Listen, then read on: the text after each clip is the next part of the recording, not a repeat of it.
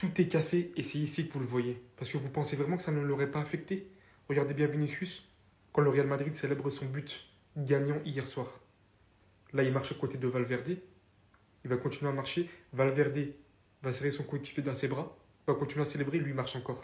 Pour ceux qui ne savent pas, hein, Vinicius, généralement, il n'est pas comme ça. Il a tendance à célébrer chaque but du Real Madrid comme un fou. Si vous avez déjà remarqué, c'est lui qui fait lever les foules à chaque fois, qui fait lever les supporters. Hier soir, malgré qu'il s'est déchiré pour le club, malgré qu'il a voulu du fond du cœur que le Real Madrid gagne, cette fois-ci, il restera distant avec les supporters. Parce que de une, cela ne sera pas oublié. Vinicius se fait siffler au Bernabéu alors que toute l'équipe est KO. Cela ne se fera pas oublier non plus de 27 000 membres qui ont voulu le départ de Vinicius à la fin de cette saison. Et bien d'autres choses qui montrent l'ingratitude de ses supporters envers ce joueur qui est spécial et unique à son poste. Vous êtes littéralement en train de le dégoûter du Real Madrid en premier lieu et du football. Pour une saison qui, je vous rappelle, où tout le monde est absolument tous nuls dans l'équipe. Et en plus de cela, par-dessus, vous commencez à faire la même chose à Kylian Mbappé. La vérité, hein, si vous voulez tout perdre, vous êtes tout simplement sur le bon chemin. Continuez ainsi. Comment vous expliquez que l'arbitre qui n'a pas donné carton rouge sur cette action est le même qui n'a pas donné carton rouge en début de saison sur Donnarumma ici, et le même qui n'a pas donné carton rouge ici de Rudiger sur Lewis en Ligue des Champions. Sachant que cette action et celle-ci,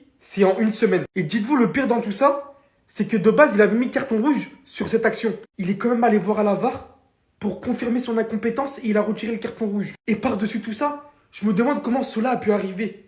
François Letexier a été élu meilleur arbitre du monde il y a quelques temps. Mais en fait, c'est toi le boss. Le boss de cette semaine entre Rudiger, aujourd'hui contre Tolisso. Et je me demande surtout comment il peut être encore en poste. Je vais vraiment finir par croire que dans le football, au bout d'un moment, il y a des complots. Même si j'y crois déjà en vrai. Et là, après cette soirée, si après ce match, il n'est toujours pas sanctionné, pas écarté des matchs, il continue à arbitrer, il faut vraiment se poser des questions. Parce que dites-vous, hein, il y a encore d'autres matchs. Là, je ne vais pas tout sortir. Mais là, rien que dans cette vidéo, je vous en ai montré 3 où il y a eu tout simplement des décisions.